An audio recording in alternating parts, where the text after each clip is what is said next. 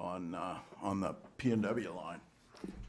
Chair Boehne and Commissioner Callery, I'll take part of this and I'll ask Connor to pick up on this. We're talking about EFU, but there's a Goal 3 exception for commercial activity in support of agriculture. And the commissioners are looking at a much broader area, and they're looking at other parts of this. They're not looking at our properties in particular. They already see our activity as being a Goal 3 exception, although, that's a matter for official action.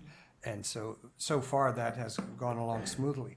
As to the question of the clearance, we've been negotiating with the Portland and Western about what the amount of the cost will be to have double stack trains. There is one area where we need enhanced clearance. We think the cost is about $4 million. Part of our negotiations now in the straight structure would be if we have to go that way. If we use the Union Pacific route, there is no clearance issue. And so that's one of the issues that we're still trying to address. But Connor can help a bit too on the zoning question. Yeah, Chair Boehne, Commissioner Callery, good question. We've worked extensively with our Land Use Council and the county on permitting this as commercial in conjunction with agriculture, and have laid out a plan and timeline to do that. Beyond that, yeah, it would take a Goal 3 exception and have to get it rezoned. But with all the data we've looked at and the commodities we're looking to move through this facility, we're confident moving forward with commercial in conjunction with ag use, which also maintains that intermodal facility as an agricultural focused facility, at least in the near term. As to the clearance issues on Portland and Western, there's two routes. So one of the routes, if you're taking BN without using any UP traffic rights, you're just going north from the Brooks facility through Tualatin. That's where you're going to experience the clearance issues. There's another option to go south via BN trackage rights or via UP, basically going south through Salem and then heading north on the UP line, which has no clearance issues. It comes down to a matter of cost and what's going to cost out best for us, the facility, and the market. Ideally, long term, we like to get those clearance issues fixed, though. But if you're going to have to get a concurrence with BN to get over onto the UP, how long is that going to take? So the documentation right now is in place, and that is the one piece of information that for us has been a real struggle. And so we've gotten our arms around that a lot better now. We understand what the cost implications are for that. And so next week when we receive this pricing, we were going to price in what we now know that penalty, that paper barrier to be. So given all of that, even what we know now, again, we're going to be very pleased to show you guys the financial modeling we've developed that's going to show economic viability. If I may add to that, Chair Boehne and Commissioner Callery, it may also change the kind of rail cars that we purchase, because if there is a cost, it's per car. We already know of one cost per car, but is it a car that's got 10 containers on it, or is it a car that has 2? And so we're working on those kinds of issues right now. Okay. Yeah, so exactly, and if I may, just extending that, basically getting very specific equipment that's matched to not only hauling heavyweight loads, which all these compressed hay loads are overweight, but additionally too, like I said, making sure that the cars carry the maximum number of containers so that we spread that penalty across multiple shipments. Please. So just so I'm clear on the land use, so you're going to seek a Goal 3 exception, is that correct? And are you going to seek a zone change for the property? Chair Boehne and Commissioner Van Brocklin, we're going to proceed with permitting under commercial in conjunction with ag use. We don't intend to seek a zoning change. And what's the timing on that? I'd have to go back and check on that for you. As I recall, it was around a 6-month time frame. I mean, have you initiated it yet? We have not initiated the permitting process yet, no. And so, are there indications that there'll be opponents in that process? We haven't found any indication of that as of yet, and we're happy to engage with anyone that opposes it as soon as they want to engage. Yeah. If I may? Yes, of course. Chair Boehne and Commissioner Van Brocklin, we've also been very public for 2 years now about this process. And again, we found no indications of opposition to that. Okay, thank you. Yes. I'm also curious, have you done a soil classification study? Have you gone through that yet? Because if you are ultimately successful with what you're talking about, you may not need it, but alternatively, I think you would probably need to get into conversation about the EFU and what the soil classification was, because that will affect what kind of standard you have to meet in order to get an exception to the goal, which I recognize you're not planning to, but if you're unsuccessful with Plan A, you may have to go to that. So I'm just curious whether you've looked at the soils, at least tentatively. Chair Bainey, Commissioner Van Broecklyn, I know our construction team has been out there doing that. I believe we submitted some of that in our September proposal, but I'm happy to take a look at that and provide any of that as requested. Thank you, gentlemen. Thank you. And I know that we are going to run over, so for those that are wondering if we're going to cut this off, the answer is no. I think I see Bonnie and Sam feverishly typing on their phones. Do you need a few more minutes? Because I can go, would you like a couple more minutes? No, I think. Okay.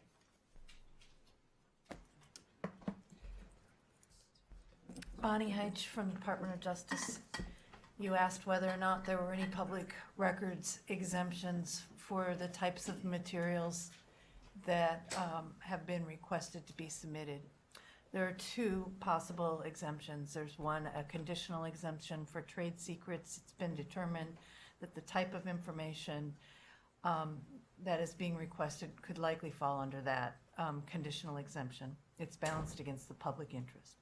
There's another exemption for confidential submissions as well.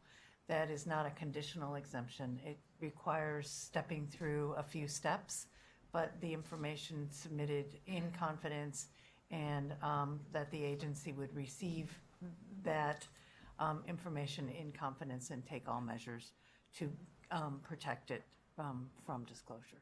Okay. That sounds right. Thank you very much. Okay, Mr. Havik. Do we have questions for Tioga at this point? Do we want to draw Tioga back up? Right, well, do we have questions? I think Well, please. well, am I talking to them or you? Well, let's just have a chat. No, I guess my comment in response to that question would be, I mean, if we're going to move to an extension, then I don't have questions. Okay, Now, if we're not going to move to an extension, then I might. okay. I do have one question for Tioga, and it would be, Mr. Smith, any of the information that has been provided today substantially change any of the recommendations that you, or comments that you have placed in the, your documents for today? I don't think there's a substantial change. I think they've all made some progress. They've also acknowledged that there's information gaps, and they're working hard on it. So I think they need to put all the information that they're gathering and together in a business plan, and to fill in the gaps is still there, and I think they've all acknowledged that. So I think there isn't a real change in the recommendations to fill in the gaps. Thank you. Okay, All right. So I think that really, oh, sorry. Well, why don't you go ahead and then I'll. Okay. I think that really moves us now into the decision framework for looking at these proposals and the decision from the commission. Before we begin actually working our way through there and talking about maybe the agency recommendation, again, based upon advice from DOJ, we should probably do a quick check for potential conflicts of interest from members of the commission, Madam Chair, and then I think we can move to agency recommendations and the decision framework. okay. Do any commissioners have conflicts that they need to declare?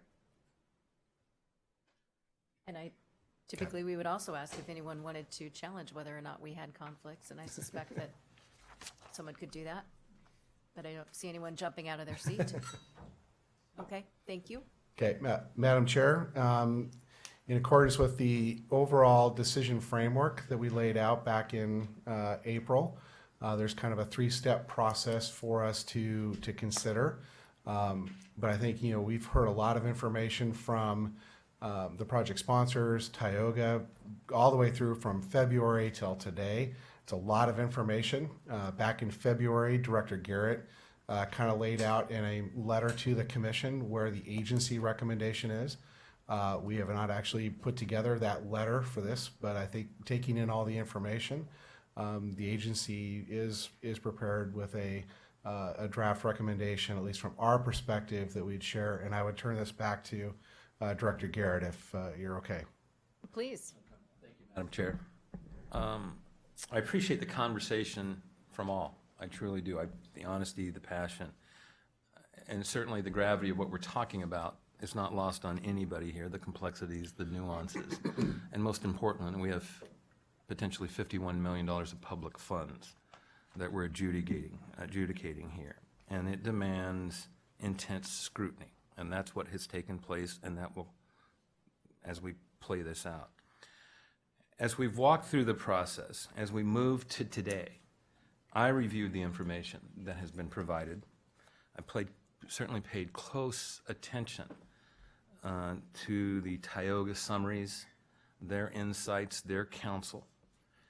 I took that information, that body of knowledge, and then I walked it with the decision matrix, I think, that was presented to this commission in April, those guidelines, and the various questions that were embedded within said matrix.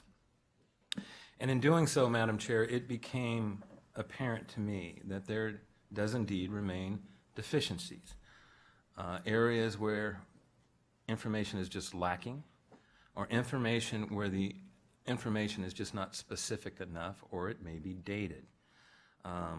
So a vulnerability that truly does not inform issue areas that we've heard discussed today, but the issues of rail serviceability.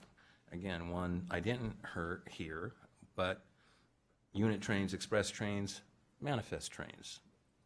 They play themselves out. They weave themselves within and throughout certain conversations here. The issues of pricing and costs and the challenges to secure those given constructs with some of the major rail entities involved here.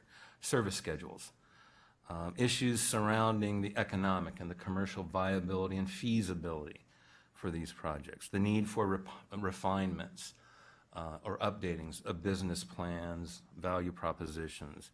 And then maybe just as important, with all this new information, what is now the shipper's receptivity, a receptionist, or how do they receive it, let me put it that way, to these changing variables, specifically focusing on cost. So, after much reflection, I have landed in the following manner. So, according to all I have seen and reviewed, and given the existing gaps of information, the need for specificity, the need for clarifications, I cannot, at this time, recommend advancing any of the three projects into negotiations for design and construction grant agreement protocols. However, given the comments made by the Tioga professionals and the sponsors that there may exist knowledge and opportunity available to secure needed information that could indeed inform OTC deliberations and their eventual decisions on these three proposals, I believe a second path has made itself available here, a path that may be considered by the commission. So if you do choose, I can see a pathway which would allow all three sponsors additional time to seek or refine information to clarify and address gaps that have been identified in the Tioga summaries and presentation. Gaps that have been acknowledged. I too agree with Mr. Smith, acknowledged to some extent by the sponsors that there is new information that can inform here.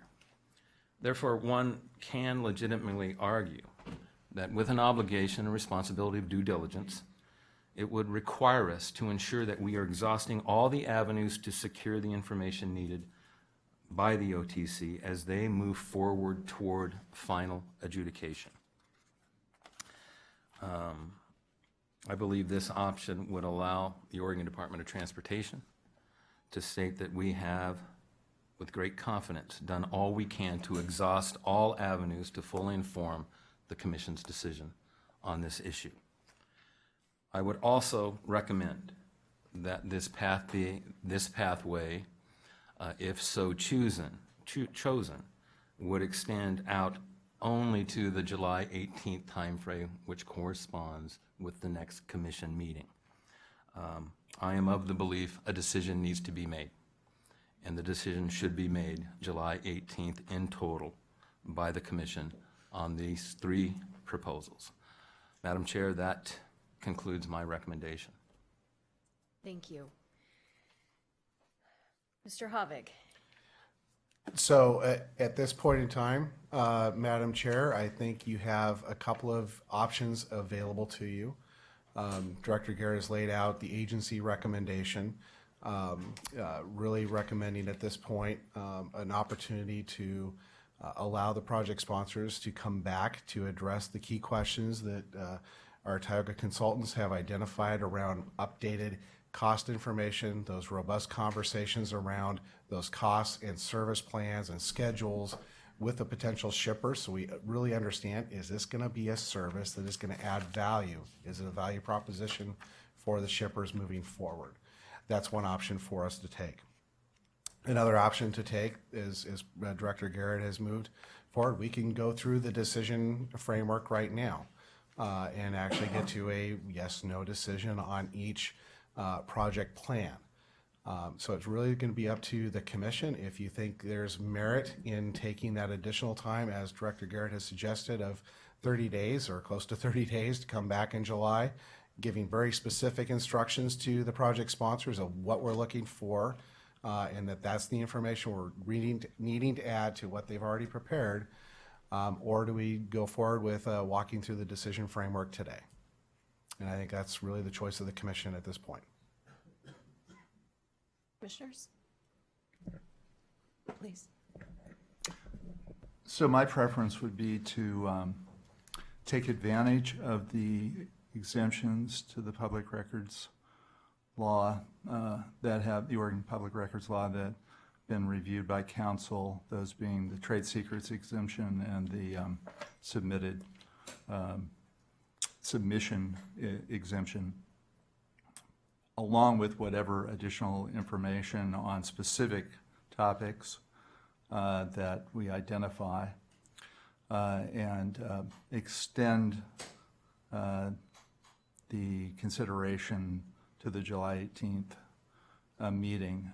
Specifically, what I would have in mind would be that working with the chair, working with staff, with consultation with the commission members as needed, to ensure you have identified all of the questions that we think are necessary, to prepare a list of questions which would be submitted to the 3 applicants no later than 5 p.m. tomorrow, and to have their responses due by 5 p.m. Monday, July 15th, to give us a couple of days to look at them ahead of the July 18th meeting, and for staff to look at them, and for us to get as much, a sufficient amount of time to consider what we receive prior to July 18th.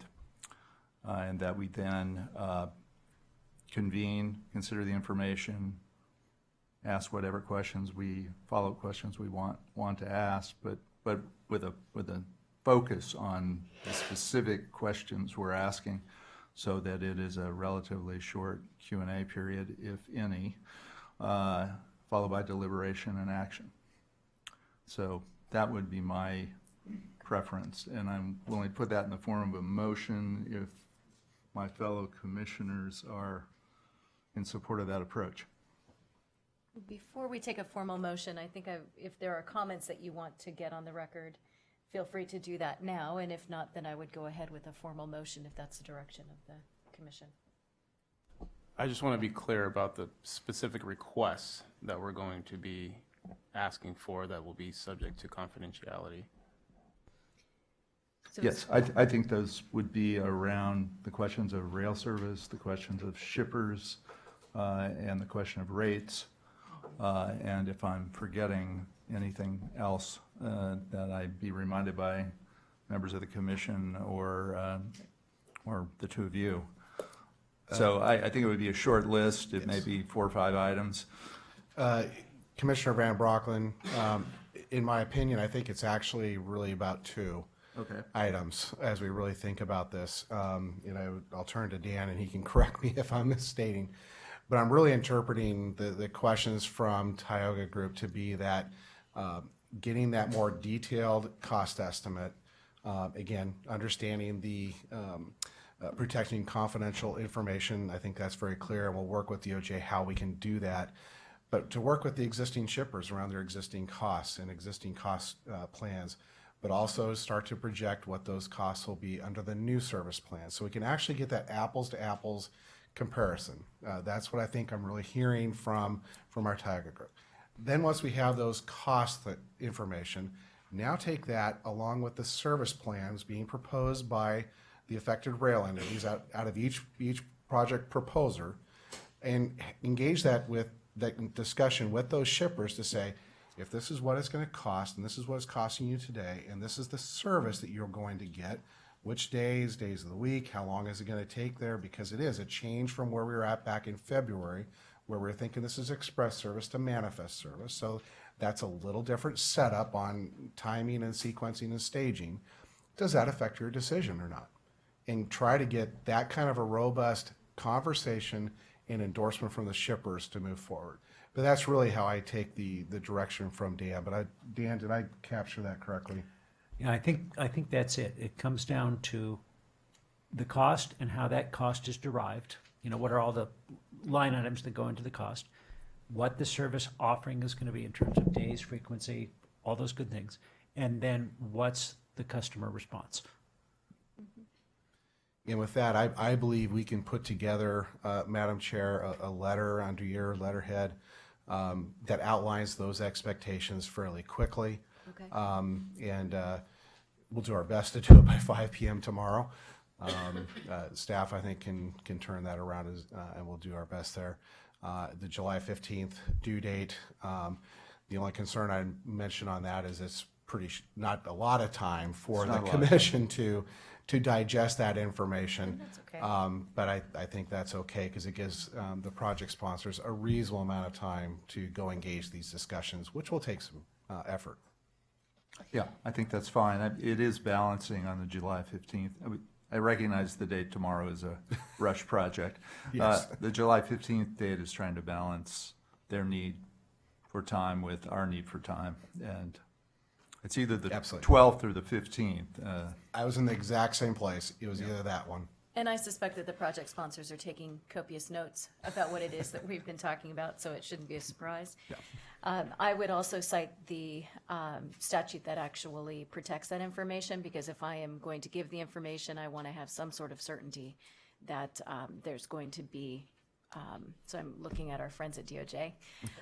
The other thing that I want to comment on is that if project sponsors, if there is something else that you have not touched on that you need us to know, this is the last opportunity for that to happen. And so if there is information that another piece of the report that you want to shore up, we need to know that because this will be go, no go. I think what you're hearing is that if we went forward today, we would not have the information in order to be able to make a decision that would be favorable. And so, unless I'm saying that incorrectly, if someone else wants to correct me, but if pushed to make a decision today, it would be no. So making sure that we have the appropriate information to go forward is critical. And I'm not looking for certainty, but I think what you're seeing is that we need more confidence in the ability for it to be viable. And so if folks are saying they're trying to get us down to exactly, there just is some that will be uncertain, I get that. And I suggest my colleagues do as well, that it needs to be shored up a bit more than what it is right now. Yeah, I think commercial viability is the question. Yeah. I think in terms of the piece that you're going to put together, that it's very important that that the Department of Justice be involved in ensuring that we are outlining for the applicants how they need to submit this, so it is protected under Oregon Public Records Law. Yep. And to reference the exemptions by citation, so that we have a clear record of these being submitted under an exemption of public records, because the thrust of the public records law in Oregon, which is very broad, is disclosure. And to take advantage of these exemptions, they've got to be very specific about what exemption they're availing themselves of, and submit the actual information consistent with how the statute and the regs and the case law require it to be submitted. So I would encourage the Department of Justice to draft a paragraph that can go into this that explains that, so we don't have any disconnect. Yeah. Madam Chair, the other point I would make available to you is with those due dates of July 15th, we will, again, the review time is going to be very, very short. So it's going to be very difficult to fact check and verify that. So we're going to be doing the best we can on very, very short notice. And how much we'll be able to engage our Tiger consultants within that will be very limited. So just want to make sure we understand that going forward. I understand the balance, but they've been a very valuable partner in that process for this decision to this point. Can beat the deadline, great. Is it your recommendation we allow for more time?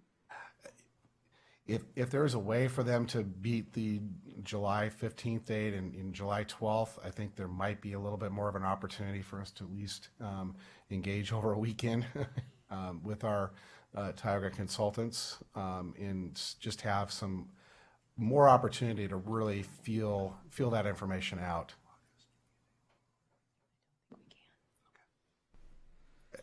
I totally get the balance here. I just want to be real intellectually honest about how much we'll be able to do with that information.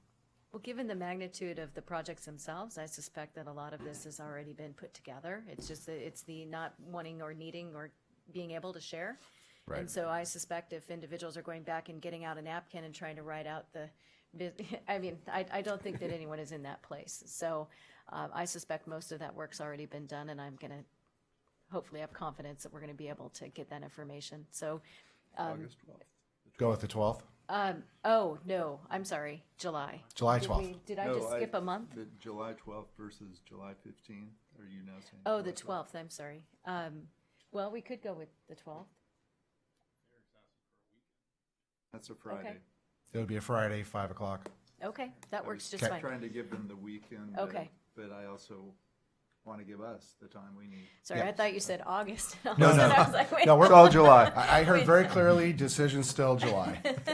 So I guess I would first amend to have the scope be as described and to put the deadline for submission at 5 p.m. Pacific, July 12th. Okay, Got it. So do you want that in the form of a motion? yes, Or That would be I helpful. don't know where everyone else is on this yet. okay, great. Okay, so I think you've heard the motion. Would you like me to restate it? Well, Or, Jackie, how do you feel about where we are?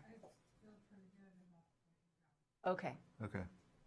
Okay? so we are July 12th, please. Or just- Okay, go right All right, ahead. very Yep. good. For Ms. Carlisle. Yep, Extend consideration of the new information until July 18th OTC Commission with all information due to the OTC staff, the ODOT staff by close of business July 12th. Staff will ready a letter with the appropriate questions by 5 p.m. on 6/21. And then there was a question by Commissioner Simpson about specific exemptions, and I think that was answered. So Okay. if that's, okay, then the record, I think, is solid on that. So moved. Excellent. Any further discussion? All those in favor? Aye. Aye. Motion carries. Looks like you better suit up. Madam Chair, thank you very much. Yes. Okay, Thank you for all the constructive input today. yes. Before we gavel down, we have a little bit more business on our agenda. We do? Yes, we do. As noted, Director Garrett will be, oh, okay, Because this is an important, okay, yes. important moment. So if everyone can pay attention to the chair, it's an important moment in the meeting. In history. Thank you. As opposed to all the other moments were also Yeah, right. important. This is an additional important moment. As you know, this is, Director Garrett will be sunsetting his time with the Department of Transportation. And I look around the room and I am hard pressed to find a person in this room that he has not touched, interacted with, had a relationship in terms of business and interaction. And we heard this morning from the governor the professional accolades and accomplishments. We've also heard from some of the partners that we have as well, Federal Highways. I wanted to talk a little bit about my experience with the person of Matt Garrett. And 8 years on a journey with you has been quite a wild ride. When I think about the time of my own service, landslides, wildfires, train derailments, I mean, it has been at the Columbia River crossing, the singing grannies. I mean, we have had Ontario. Whenever I think of Ontario, all you have to do is say Ontario, and it just brings up so many memories. I've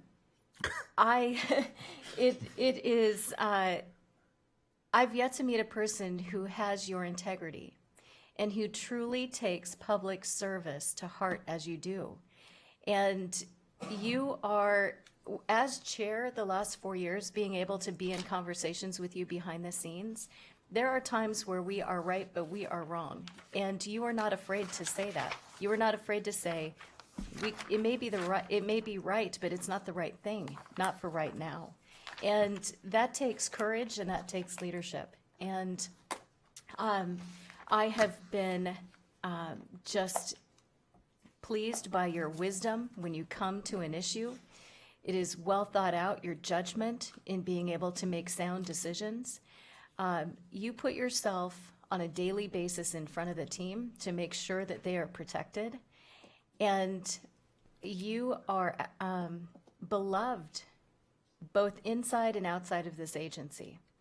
And I am not just a better person for working with you. You have truly enriched my life. And I look forward to our paths crossing again in the future.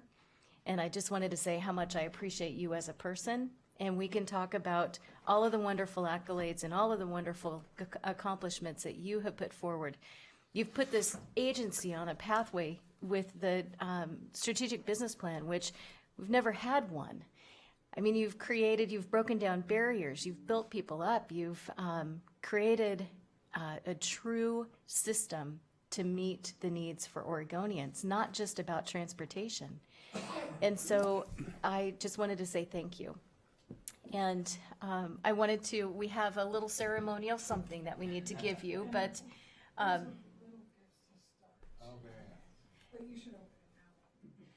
and then, and if other commissioner members have something they'd like to say, then, and thank you for staying with us.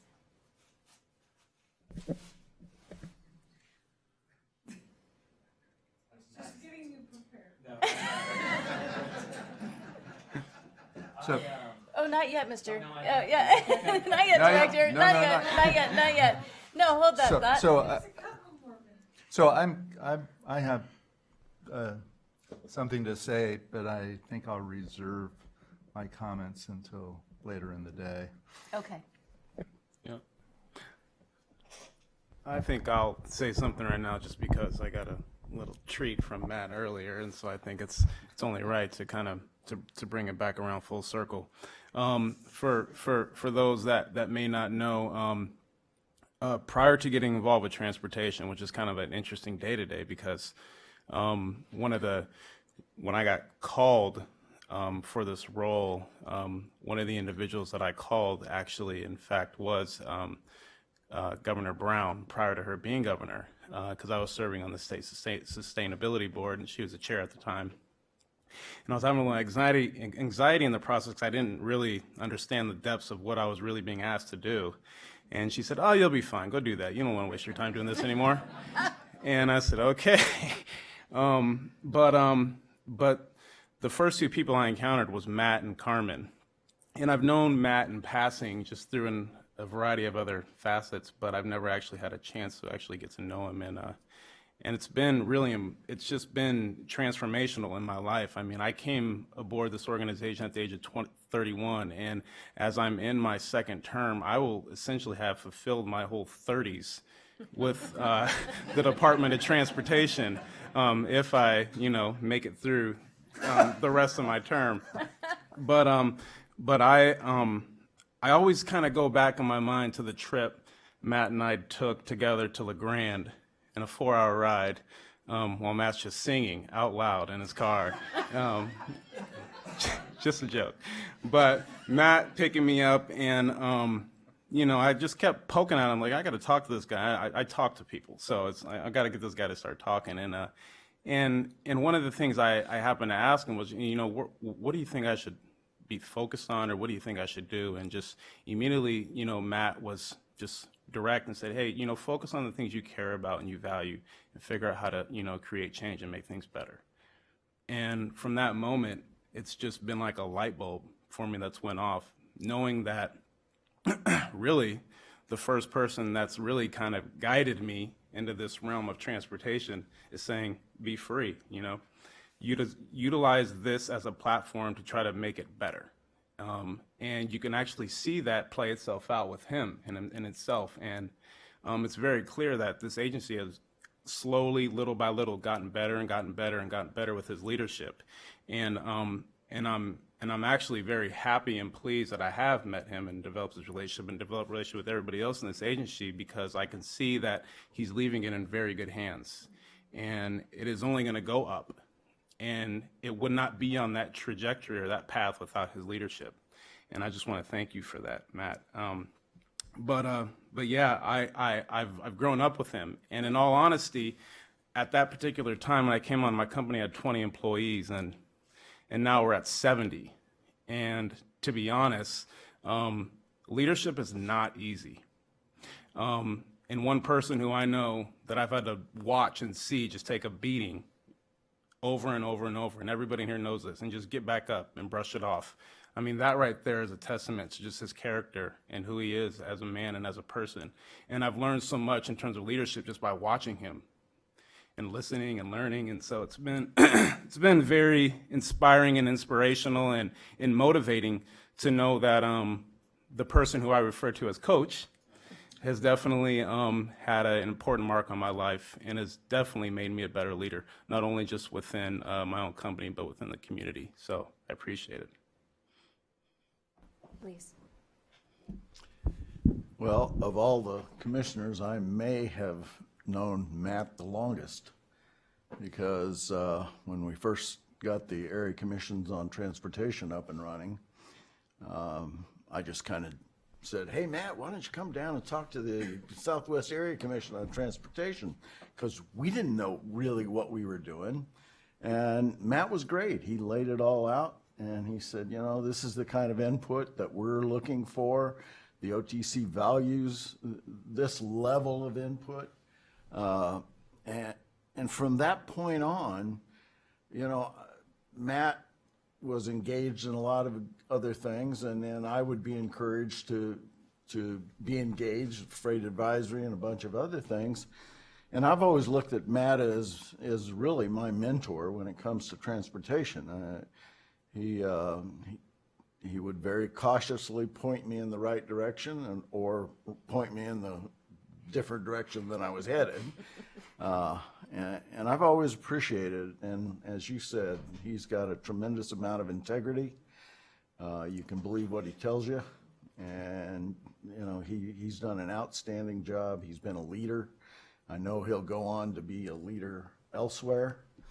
And I really appreciate everything that you've done for this department, for the state of Oregon, and for all of us. So thank you, Matt. Go ahead. It doesn't work, though. I'm speechless. For once in my life. You doing it, Jackie? Well, you guys didn't choke up and crying. I don't know that I could do it, so I'll just do this so you don't have to look at me. So I'll just start out with say, "Hey, big guy," which is one of his phrases. But I've known Matt for many years, and I just want to thank you because You can't cry. I'm trying not to. Okay, I'm trying not to. But I have to say that your leadership is really something that's going to be missed in this state. We need people like you that are willing to step up and do the right things, even when it's tough. Right up to the last day, you've worked your rear end off, and I just appreciate it because you've always done it with integrity. And I can tell you that there isn't a staff that works for ODOT that doesn't appreciate your leadership. When I go out in the field, I always hear, I hope we get somebody like Matt to fill your shoes, big shoes to fill. And I want to promise the employees and also that we will find the right person and we will carry on your legacy. So thank you. Thank you, Julie. And we have something to give you. Oh, well, so hold do- on. Okay, all I right. say something? Yes. Because I think this is important. First of all, I am humbled, I am embarrassed, and I'm blessed. I'm of the opinion that people are put in your life. Well, I'll just say it. I think the good Lord puts people in your life for a reason.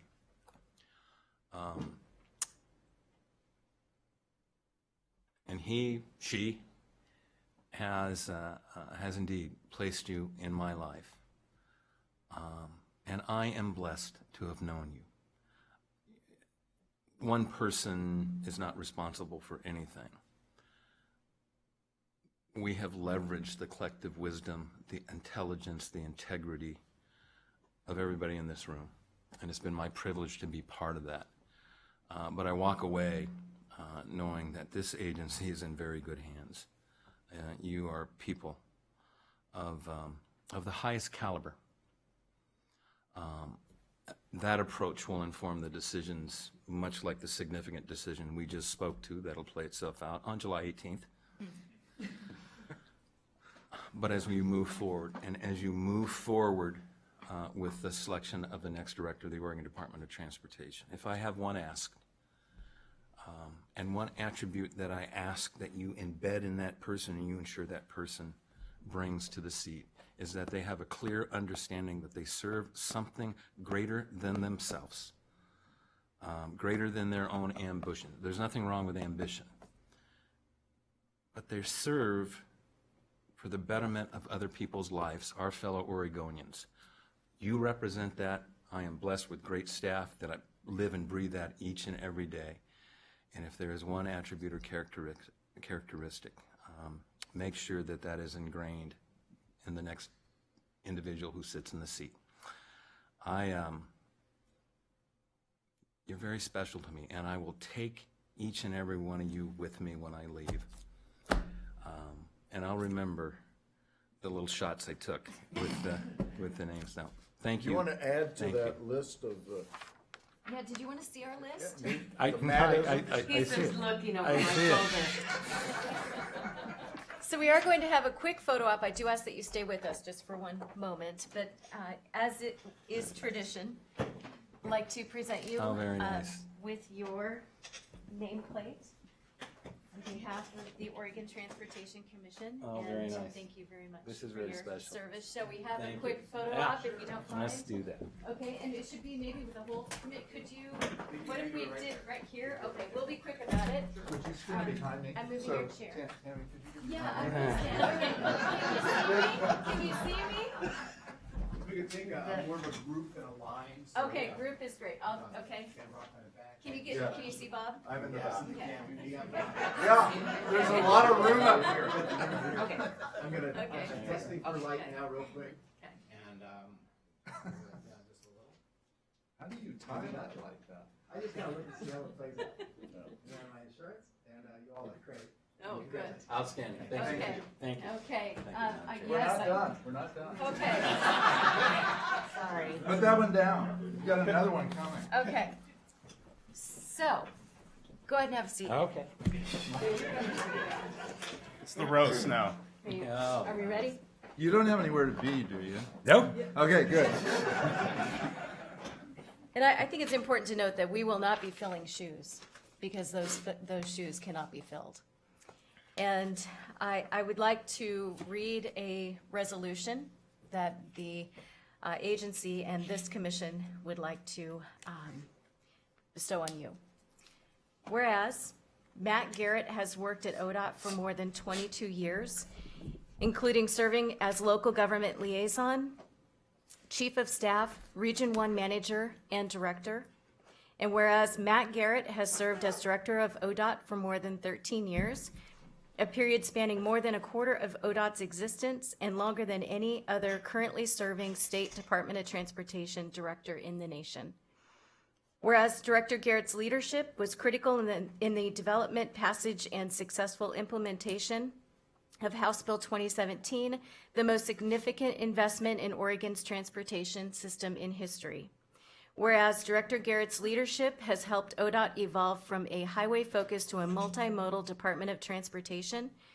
Whereas the Commission wishes to honor Director Garrett for his distinguished service to the agency and his legacy of the state of Oregon's transportation system. Whereas the Region 1 headquarters building is colloquially known as the Flanders Building. Gentlemen, get ready. Oh, yeah, A hang on, name hang on. associated most closely with Ned Flanders of the long-running TV show The Simpsons. Ned. Whereas Director Garrett served as region manager of Region 1 from 2003 through 2005. Now therefore, the Oregon Transportation Commission decrees that the Oregon Department of Transportation Region 1 headquarters building located at 123 Northwest Flanders shall henceforth be known as the Matthew L. Garrett Region 1 headquarters. Oh, wow. Furthermore, the Oregon Transportation Commission hereby directs ODOT to officially change the building's name and erect appropriate signage to denote the name. Oh, wow. So,